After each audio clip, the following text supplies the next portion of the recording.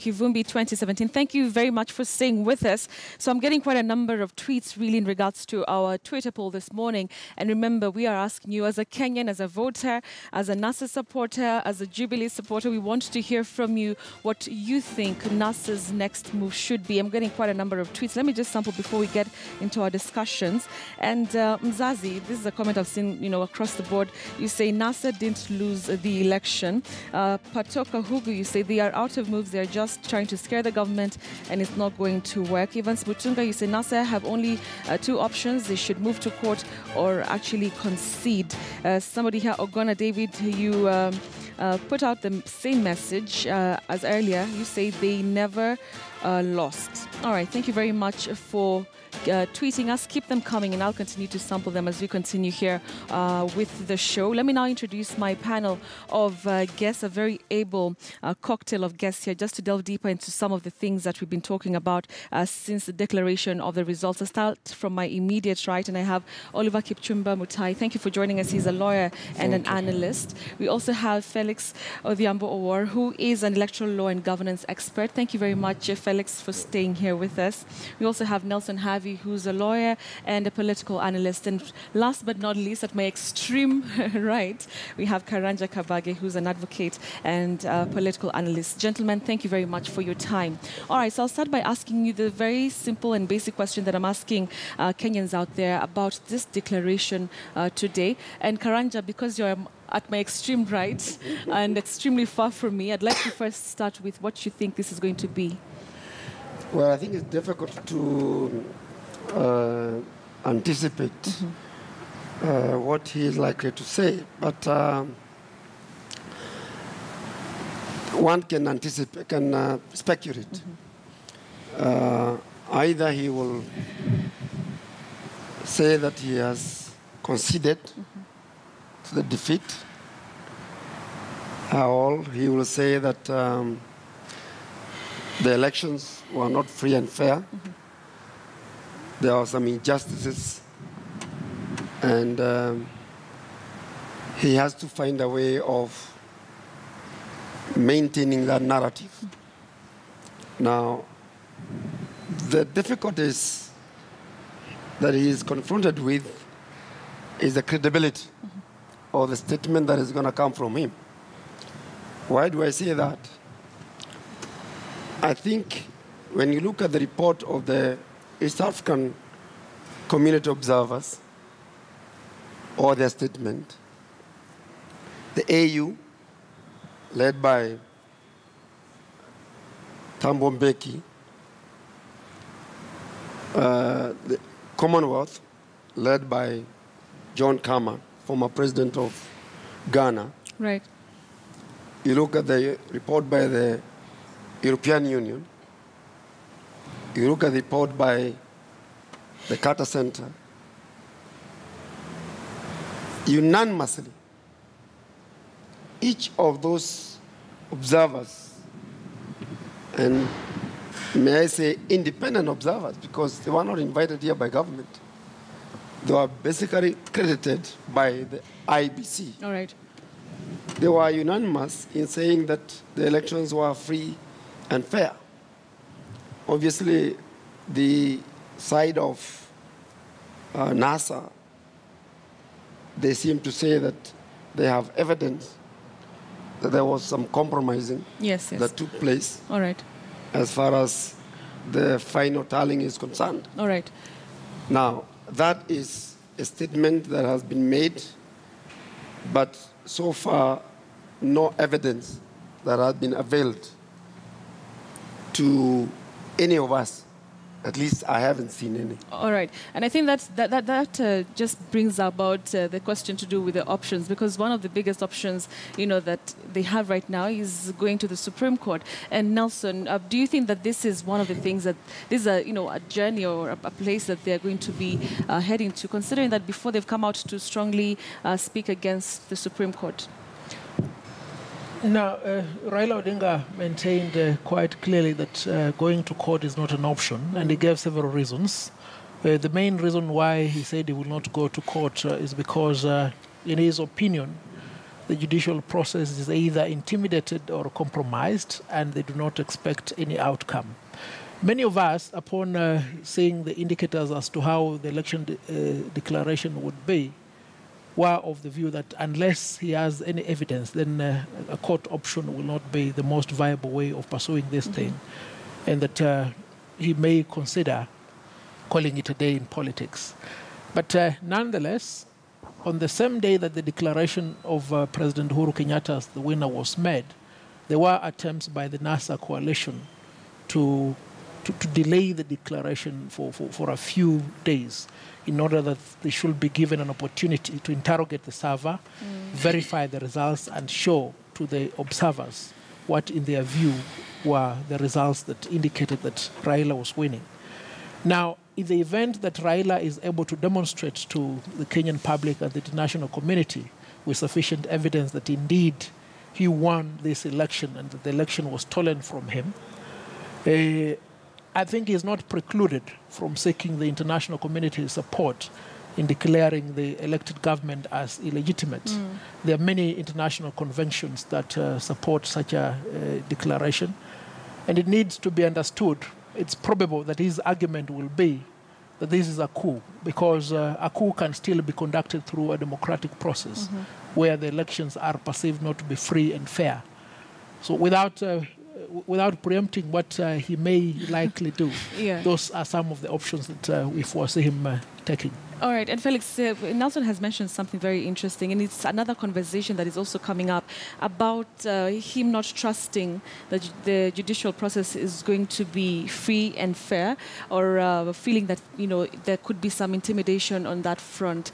But looking before the elections, NASA on its own had quite a number of triumphs with many litigations that they had. Why would that sentiment present itself right now? Let me respond to that. But first of all, allow me to respond to or comment to what my senior Karanja said. Right. With regard to the verdict of the international community or the International Election Observation Mission. I have had a rare privilege of participating and being part of the technical team or senior advisory of the African Union in a host of elections in Africa, about 8 or so. The East African Community, ESC mission, Kenya, Uganda, Tanzania, and Burundi, the Commonwealth in Botswana, the European Union in Zimbabwe in 2000. What the majority of Kenyans do not understand is how the International Election Observation Mission are conducted.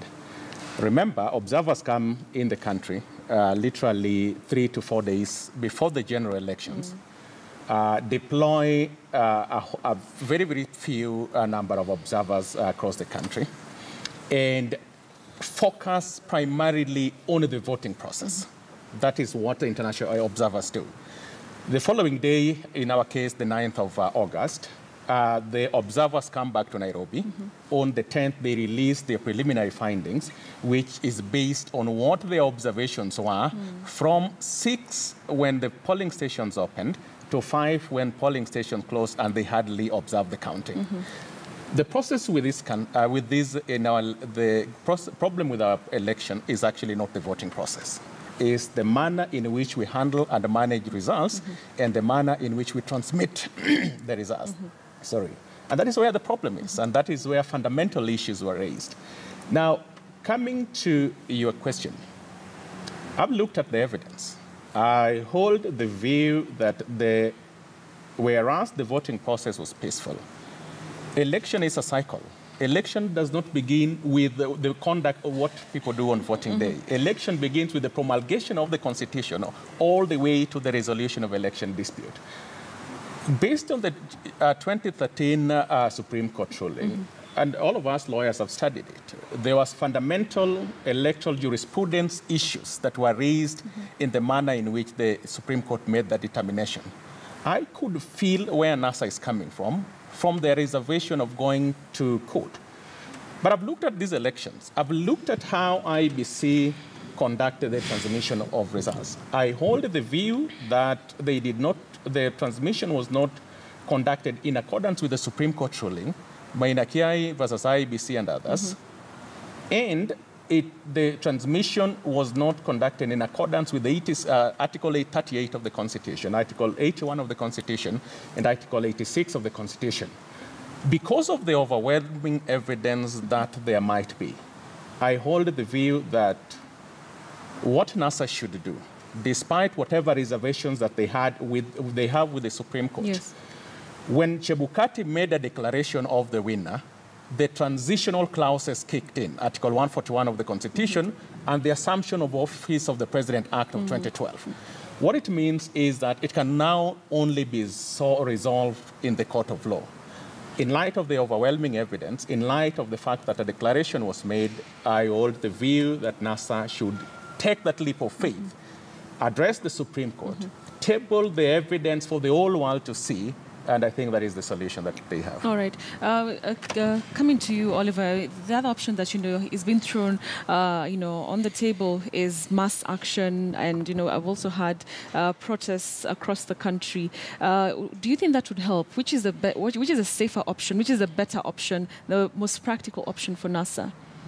Betty, maybe a rejoinder from where my senior Felix left it. I think we should not seek extra constitutional ways of resolving this matter. The best way would have been, and remains the best way, because the country has been treated to 6 months or a whole year of an electioneering period, and the temperatures have been so high. Mass action will not be the best for this moment. Another thing we need to look at it is, what are we trying to gain? The best thing is we are raising temperatures for Kenyans for no reason, and mass action in this country, we have known, if not well taken care of, we might slide to anarchy. That is the danger we have at this point. Another thing which we need to look at as we go towards this whole process is, what are NASA trying to achieve in doing all this? Are they trying to get power? Are they trying to win power through other means apart from the ballot? If they have evidence, as they are saying, they have damning evidence which the world should know, the best way will have been to go to court and table the evidence. As my senior said, the world can interrogate the evidence from that point. Any other thing will be setting up this country for fail. All right. It is their right under the Constitution to do the mass action and everything. But at the end of the day, as a people, what are we trying to gain? That's my point. All right. Karanja, just coming to you and looking at, the claims that NASA put out right after, Kenyans went to the ballot on August 8th. Of course, as soon as, Tuesday, or actually it was on Wednesday, they came out and, put out hacking allegations on the server of IEBC. And, some of these issues continued adding up. Some of the problems that they saw with the transmission of results started to show up. From what they were able to put across at that time, do you feel like they have a solid evidence to go to the Supreme Court and actually challenge this re-election of Uhuru Kenyatta? NASA has a narrative. One is they want to go to the court of public opinion. The court of public opinion is a very fickle approach because you don't have to produce evidence. You can make all wild allegations that you want to make. Depending on your audience, they'll listen to you. Now, I think for me, it's a very weak approach to how things should be because the public opinion cannot change anything. You hurt people. One, you hurt your audience, you're giving them false impression that anything can happen, but it's not possible. What you really need to say is, I have evidence. And the only arbiter we have in this country, and the avenue that is opened, is the Supreme Court. Because it is at that point in time that you present your case, you say, there was hacking. This is my evidence that there was hacking. All right? Now, it must be incontrovertible evidence so that the counterpart or the respondent has no way of countering your argument. Then the judge can say, well, truly there was hacking. Secondly, you make so many allegations. First of all, look at what happened. When the NASA said, now we have been given 34 from 34, B or C, whatever they were given. They say they were satisfied. But they said, no, no, no. Now we want to interrogate the server. That goes to a level whereby now you're talking about evidential proof in a case of a petition. It is not an ordinary thing. When you say you now want to interrogate the record to that depth, from my point of view, I think NASA had gotten to a position whereby every time they say something and it's given to them, they come up with something else. Now, when you look at election, let's be very honest. One, election is not only presidential election. You have to look at the members of parliament. How many members of parliament were elected under Jubilee? How many governors were elected under Jubilee? How many senators were elected under Jubilee? Then you look at the electoral map of the country. In every of the statistics you've interrogated, it is very difficult to believe that NASA has a case. Because it is clear that all the records, I'll give you two examples. Take Narok and take Kajiado. If you look at the statistics of 2013 vis-a-vis the elections, the results of 2017, you can evidently see that NASA, or CORD then, was the dominant player in those two counties. It's not the case today. All right. If you look at Kisii and Nyamira, exactly the same thing. If you go to Northeastern, exactly the same thing. If you go to Kakamega itself, go to Bugama itself. All right. So one wonders, where is this magic of the votes that you had that cannot be reflected in the senators, governors, and members of the National Assembly? All right. So Felix, I want you to react to that, just also giving us a breakdown of just how much NASA would have to prove that, there were serious issues to do with this election. Thank you very much. I think we owe it to the country, when we appear on television, to be as truthful and as factual as possible. And let me say this for the record. This election was not about President Uhuru Kenyatta or Prime Minister Raila Odinga. I'm one person who has had the privilege of working with President Kenyatta, Deputy President Ruto, and Prime Minister Raila, Musalia, Kalonzo, and Wetangula, supporting the various political parties' program. In 2007, President Kibaki supposedly won the presidency and won 43 parliamentary seats out of a 210 parliament. So, Senior, it's not entirely accurate that the electoral map in this country is indicative of the performance. 43. ODM won over 120 votes out of 125 to be precise, but Raila lost the presidency. That is a fact. In 2013, ODM won in Kajiado that my seniors made reference to, the gubernatorial seat only. With the exception of Nkaiseri's seat, Kajiado Central, Jubilee won every other elective seat. So again, that is not entirely accurate. Again, in Nyamira, these are areas where issues have been raised and things like that. So this election is the second election after the promulgation of the Constitution of Kenya 2010. Today, it might be Raila Odinga who the finger of accusation is pointed. Tomorrow, it will be Deputy President William Ruto.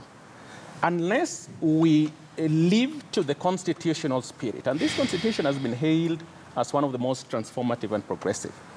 This is it. Election should be a celebration. Election should not be skewed. Now, my problem with this election is simple. The problem was with the manner and the conduct of the IEBC throughout the electoral process. The constitution that we have obligates the state and all other state organs to interpret especially the Bill of Rights, and mark you, political right is entrenched in the constitution as a Bill of Rights as we speak. All right. And it has to be interpreted in a manner that accords and expands the enjoyment of that right. The problem that we had with the transmission is that The Court of Appeal ruling and the Article 86 of the Constitution was that the transmission, counting had to be final at the polling station. And then it should be promptly tallied at the constituency level. This transmission, the way it happened, was based on text messages. The Court of Appeal was clear that in transmitting the results from the polling station, it had to be in a prescribed forms. What NASA raised was that, and the IEBC confirmed, that they were receiving the results from the tallying, as text messages. But most fundamentally, that tallying process contemplated polling stations, then to constituencies, then to the National Tallying Center. All right. That process skipped the constituency tallying center by the arrows. The transmission skipped that important sequence in the transmission of results. All right. Nelson, I'd like you to also just chime in into that. What, from where you sit, was the biggest problem of why we're having the results of this election being challenged? Felix has outlined what he thinks was the issue. From where you sit, and your assessment, what was the big problem? Why are we still talking about, irregular results? I agree with Felix fundamentally on the general principles of law. But most importantly, I think it is an opportune time for us to apportion blame and liability in respect of this issue. And the three players in this are NASA, Jubilee, and IEBC. It's only fair that we start with NASA. In my opinion, I do not think any right-minded Kenyan should go to the streets on account of mass action or work boycott. Because in preparation for this election, many of Raila's supporters, of which I am one, were told, please go and vote, leave the rest to me. I'll secure the vote. I will adopt the polling stations. Everything will be in order. And Raila made it quite clear that in the event anything goes wrong, I will not revert back to you. So to that extent, I don't think it is proper for Raila to go back to the people and seek their support in trying to prove otherwise. It's quite clear there is a possibility that NASA may not have effectively guarded and protected its vote in the manner in which it promised its supporters. If it had done so, then by the second or the third day after the vote, it could have been quite clear on the basis of their tallying center that this is the totality of the votes upon which we claim a win. So far, we don't see that. And to the extent that I agree with Willis on the general principles, it can only be a matter that can be changed as an opinion in the event that NASA is able to table before us sufficient evidence to indicate what their tally confirms to be a possible win on the part of Raila. Now, let's go to the IEBC. In my opinion, irrespective of the lamentations by NASA, IEBC shoulders a lot of blame. Now, the entire system through which this election was conducted, the entire system through which the votes were counted, collected, and transmitted was marred with a lot of irregularities surrounding the procurement of those contracts. I think if anybody is to look back now and see the reason as to why the procurement of those contracts was skewed, it becomes quite clear that the intention was to ensure that somebody has control as to what is happening. I think there's no doubt about that. Much as it was the responsibility of Raila and NASA to protect their vote, it does not absolve IEBC of its constitutional mandate to conduct a free, fair, accurate, credible, and verifiable election. And the popular view is that they may have failed. And based upon the numerous decisions by the court, there could be credence in that argument. Now, on the other side, let's look at the manner in which Jubilee has handled this issue. Yes. Jubilee is now telling the NASA coalition to go to court, that we have a elaborate structure set up under the Constitution to adjudicate over electoral dispute. That may well be so, and in fact, there is no denying the Constitution and the Supreme Court is the avenue legally available for the resolution of this dispute. But 2 weeks ago, the Jubilee administration, in fact, led by President Uhuru Kenyatta, the Deputy President William Ruto, and Senator Kipchumba Murkomen said, we don't have any trust in this courts. We do not have trust in Chief Justice Maraga. Right. We do not have trust in Justice Odunga. We believe the entire judiciary is skewed in favor of NASA. Now, if your opponent did not have a trust in a referee, and the same opponent is telling you, behold, this referee is the only one given the opportunity and the right to adjudicate over a dispute, then you have a lot to fear. But that notwithstanding, it is not my advice, neither can it be the advice of any lawyer, that the dispute resolution mechanism set out under the Constitution not be followed. In fact, my view is, if NASA has any evidence, then it must table it before a court of law. All right. It may have well-founded fears as to what outcome may come out, but I think history will always judge people fairly. If you remember the case of Matiba versus Moi, when during those bad days where justice could not be pursued on account of the then system, but much later, when an inquiry was made on the judiciary on how this was conducted, an entire bench of the judges who presided over that case was sent home purely on that account. Right. So that it is my view, first, NASA must table to us, its supporters, and the entire public what evidence it has, then proceed to submit this evidence to the court in the event that it meets the threshold. Let the court do its part. If the court does not take into cognizance the sufficiency of evidence and rules otherwise and makes a decision that is not justiciable, then we'll be able to know who failed us. It will not be IBC, it will not be the public, it will not be Jubilee, it will not be NASA, but it will be the judiciary. And when the chronicles of Kenyan history is written, we'll be able to say without any fear of contradiction. All right. It is this tenure of the Supreme Court, presided over by this judge, and with this judge's sitting, that massacred our rights to a fair administrative system. Election. All right, Mutai, your thoughts on what went wrong? Nelson has outlined, all the three players and what, could have happened. Interestingly, he mentions that maybe was the liability of the loss to this election solely on NASA's back. Nelson, I guess that's one of the questions that you're asking in regards to that. But I'd like to hear your thoughts also, Mutai, about really what could have gone wrong with this election such that we're still having contentions over it. I think the main thing that we must emphasize in regards to the role of IBC, the constitutional role, there is another role that I think going forward and after auditing the entire happenings of the electioneering period, we need to develop. We need to develop a system whereby IBC in advance counsels and gives some lessons to all the candidates in the election, such that they should know that there is a win and there is a loss. An election should not be life and death. It should, as a democracy, we should come to an age whereby we realize that elections are won and lost, and it is fair.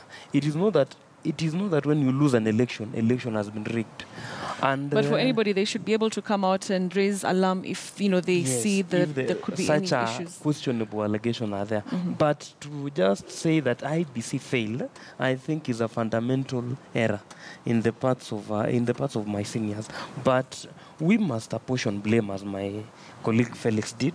There are parts whereby I feel the electoral body had some issues to tell Kenyans, and the political parties, both NASA and Jubilee, failed.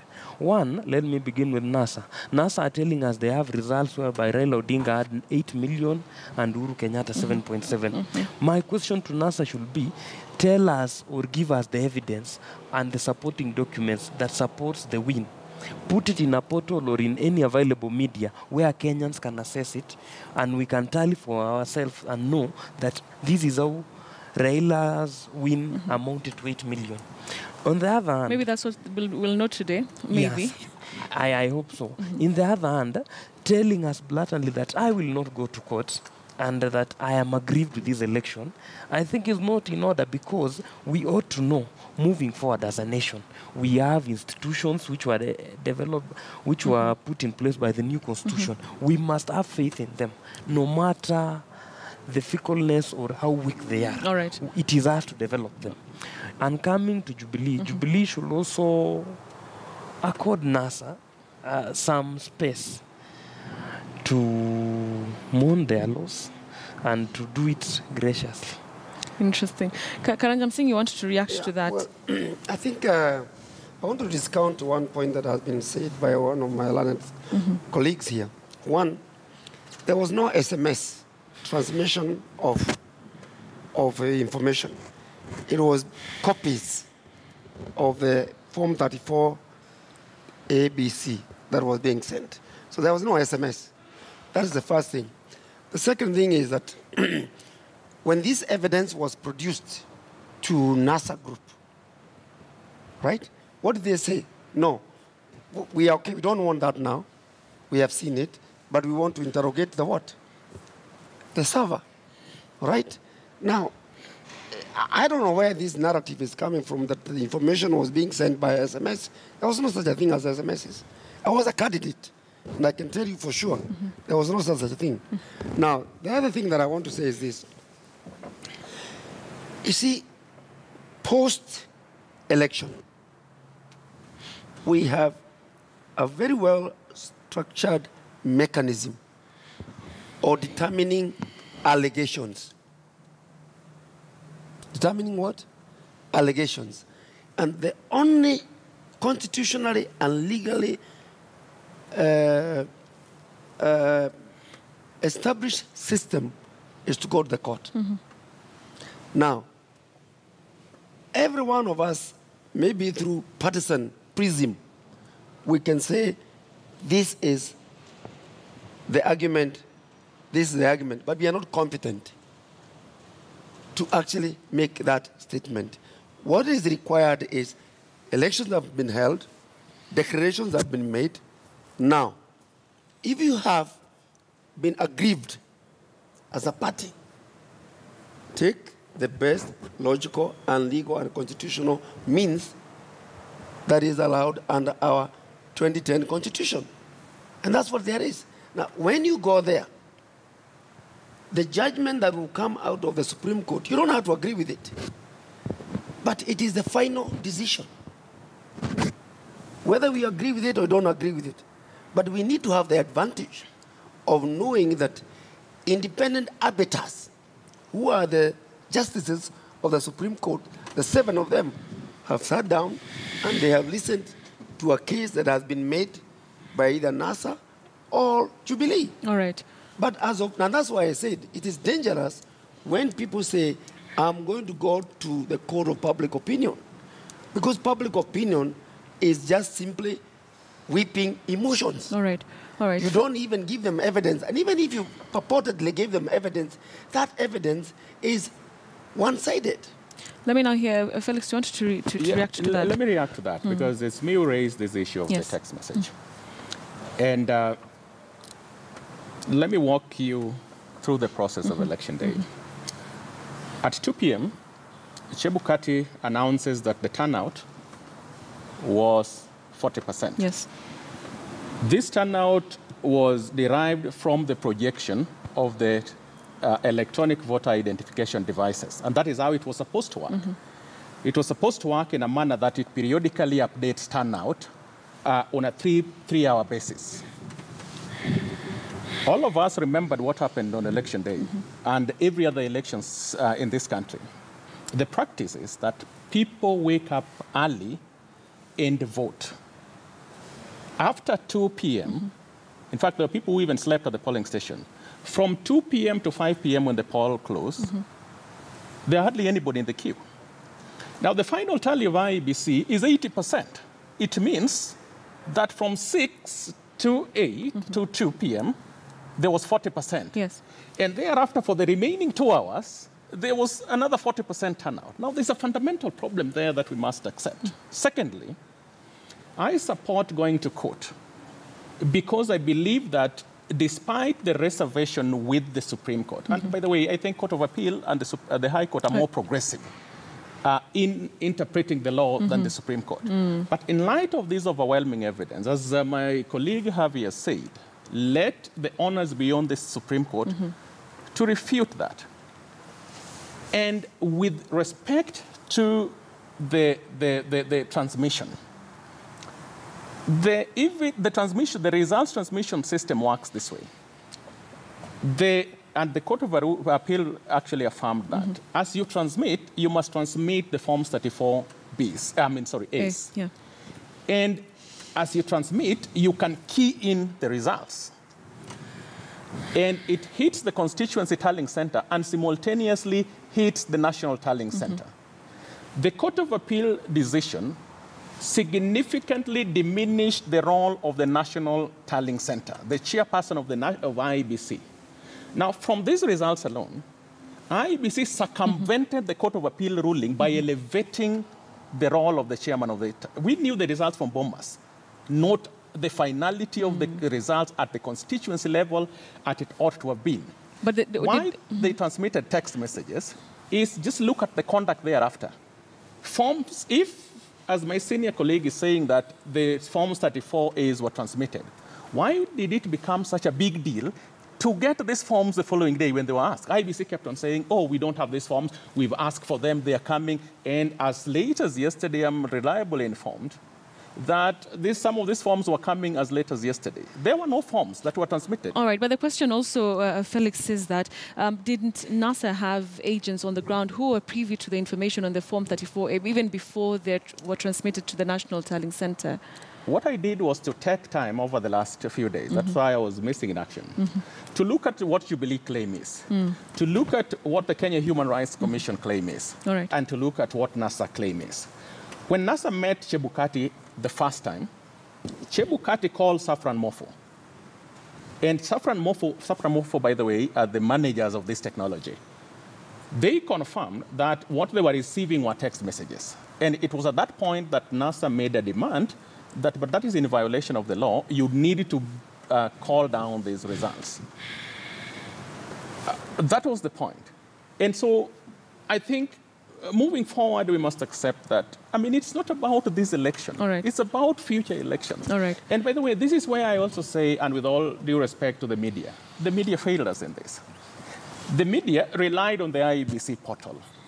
Assuming it becomes a Jubilee and us and IEBC, he said this, he said that, then the only people who could have arbitrated this, as Joy FM did in Ghana, is that the media ought to have had their own independent tally as they did in the year 2002. All right. In Ghana, by the way, the Electoral Commission of Ghana, which is by far more competent than the IEBC of Kenya, allowed the media to relay their own results from the polling stations. The Electoral Commission announces, but the media relays and tallies. Right. In Kenya, on the other hand, the media, having been scared just a bit, we will revoke your license, abdicated from that sacred responsibility, despite the constitutional provisions in Article 34 and 35 that guarantees the media freedom. All right. Media didn't have results. I don't even know why media actually deployed agents in the constituencies when eventually they were going to rely on IBC portal. All right. That's a very big conversation, Felix, and hopefully we'll have it in the future. But for now, we'll take a short commercial break. We're coming back, and we'll also just be taking a look at some of the lessons that, we would learn from here. Felix, I'd like to hear what lessons, you've been able to see or learn from this particular exercise. So let's just take a break, and we're coming back in a few minutes. Don't go away.